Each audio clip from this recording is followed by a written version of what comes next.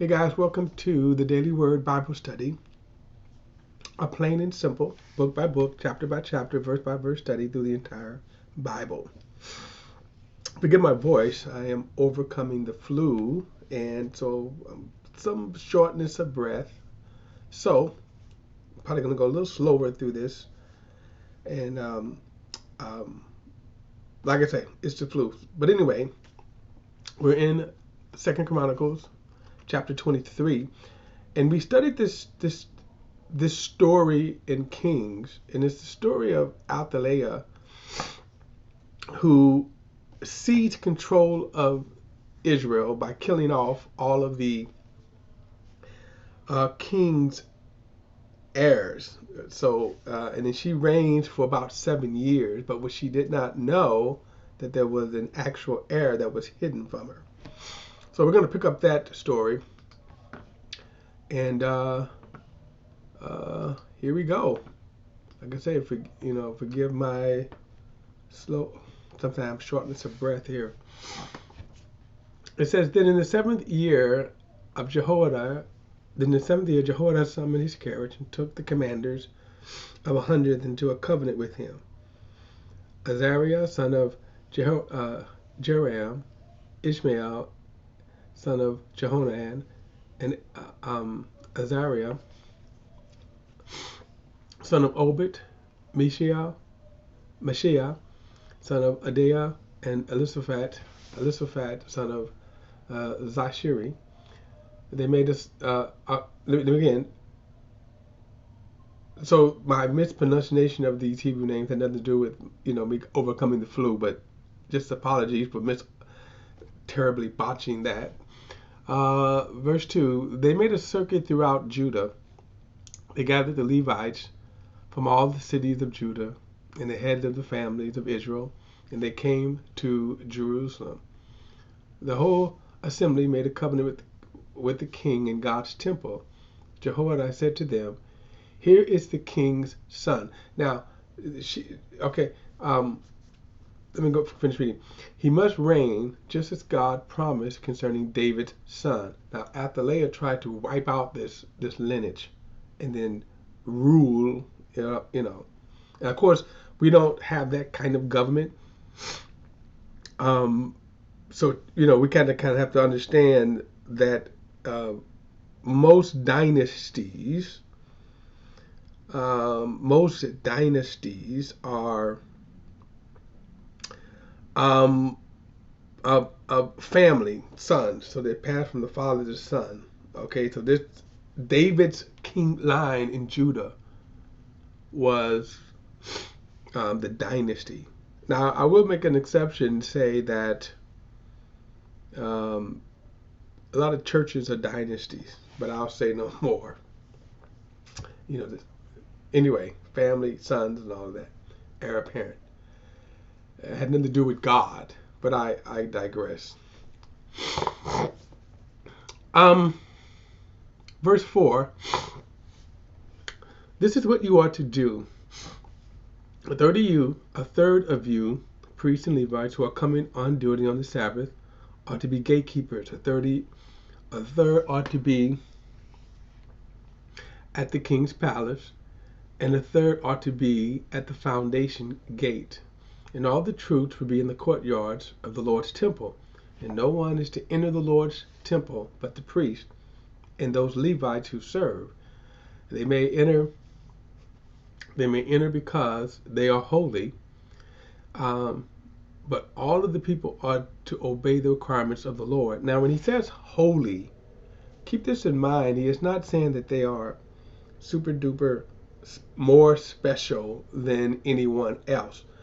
This term holy simply means they're set apart, and because they are set apart, there are some requirements. There's some living that they are required. There's some things that they were required to abstain from. For example, the priest had to marry a virgin, could not marry a divorced woman. The priest himself could not be defective in any kind of way. However, the term holy itself doesn't in itself means purity and above all. Now I say that because oftentimes there are people who think and try to use that as far as oh, my itching here. There are people who are trying to say that a person is holy, and even like today, you'll see people saying that certain pastors or ministers, that there's a priesthood among them, and it's not. The idea of the term holy simply means they are set apart, and so the priests were set apart for God's service. That's what the priests meant, that they were set apart for God's service. All right. So one of the things too. Now remember, Athaliah. Got this itch here, paranoid. I might try not to see if I got a fly. Athaliah had been reigning for 7 years, and she was a wicked queen. Okay. And then I said she did not know that there was an heir. No one knew, and now Jehoiada is finna bring the king out, and he's getting ready to again install him as king. Now, his name would be Joash. We'll get to know him later. What is interesting about Jehoiada is that he didn't have aspirations to be king. He was a priest, and he is going to have a profound influence on Joash. Okay, that if he could have been, if he was wicked, he could have been like Athaliah, greedy for power, but he really just wanted to serve the Lord, and you're going to see that character in him. That character would influence Joash. Now I'm setting this up, especially when we get into the next chapter. Verse 7, he says, "You must completely surround the king with weapons in hand. Anyone who enters the temple is to be put to death. You must be with the king in all his daily tasks." Now, the reason why he is saying this is because if and when Athaliah finds out that there is an heir apparent to the throne, an heir to the throne, she would definitely try to kill him. She had already killed all of his brothers and other heirs. So the commanders of 100s did everything Jehoiada the priest commanded. They each brought their men, those coming on duty on the Sabbath and those going off duty on the Sabbath. For Jehoiada the priest did not release the divisions. Jehoiada the priest gave to the commanders of 100s King David's spears and shields and quivers. All right, hold on. All right, hold on.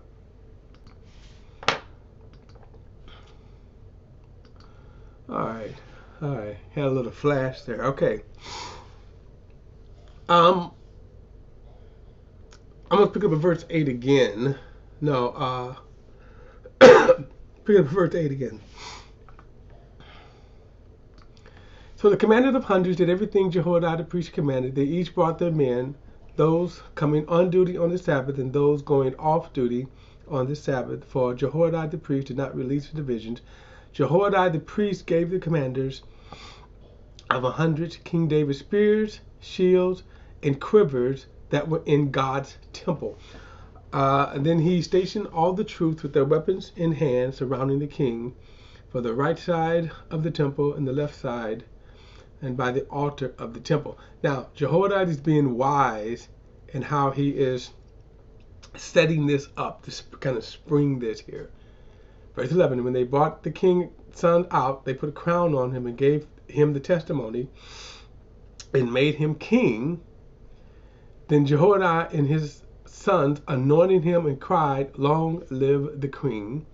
And when they heard the noise from the troops and the guards and those praising the king, she went to the troops in the Lord's temple. And as she looked, there was the king standing by the pillar at the entrance, and the commanders of the trumpeters were by the king, and all the people of the land were rejoicing and blowing trumpets, while the singers with musicians, musical instruments, were leading the praise. Athaliah tore her clothes and screamed, "Treason, treason." Now, again, if you go back in Kings, this is, again, it's a more brutal telling of this. Verse 14, then Jehoiada the priest sent out the commanders of 100s and those in charge of the army, saying, "Take her out between the ranks and put anyone who follows her to death by the sword."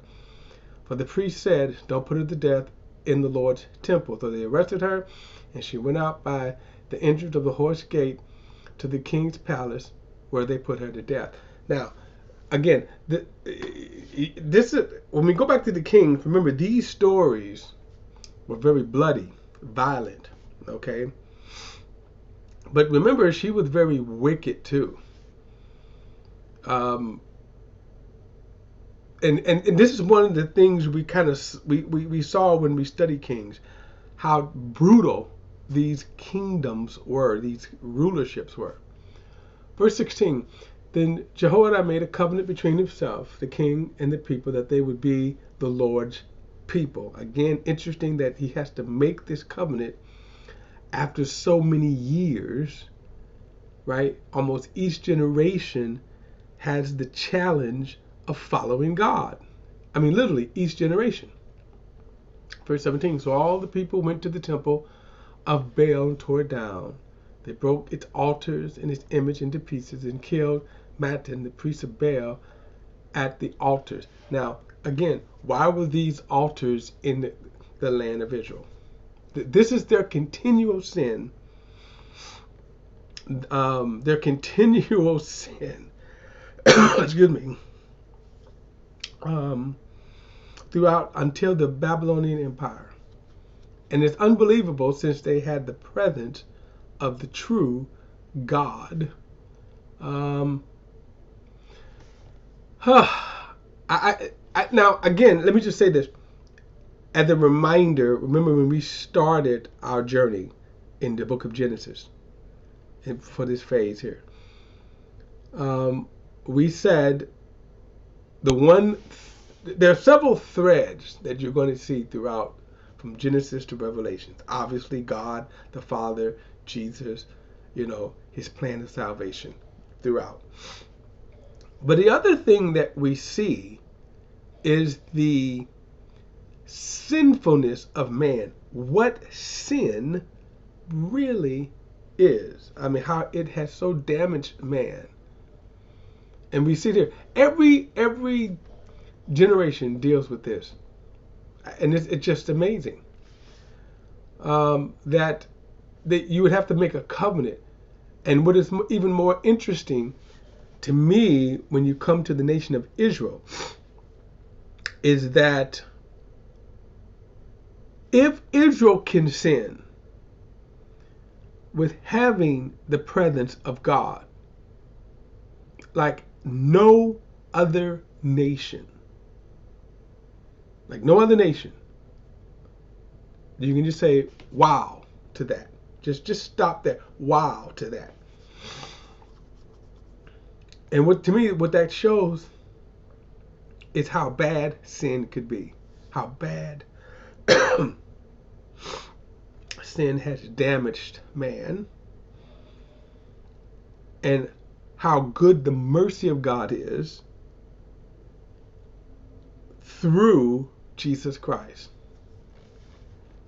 Verse 18, then Jehoiada put the oversight of the Lord's temple into the hand of the Levitical priests, whom David had appointed over the Lord's temple, to offer burnt offerings to the Lord, as it is written in the law of Moses, with rejoicing and song ordained by David.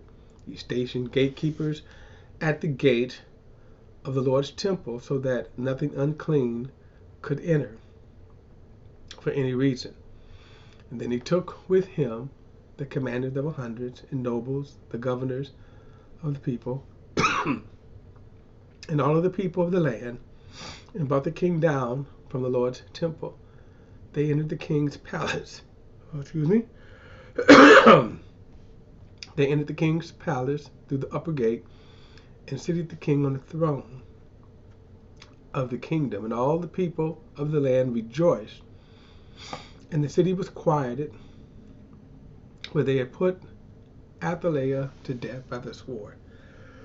There is a proverb that says, when the wicked rule, the people mourn. But when the righteous rule, the people rejoice. Athaliah was an evil, wicked people. And of course, they've had many of them. Israel had many wicked kings. And of course, between not only Israel, of course, now the divided nation of Israel and Judah, the wickedness of man, and it's always the people. We think about now. Just think about how people live today. The sinfulness of man, even as we speak today. All right, guys, don't forget to like and share this video and subscribe to BP, the Bible Perspective. Hit that subscribe button.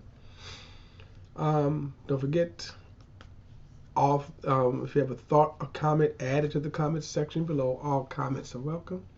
I'll see you in the next study.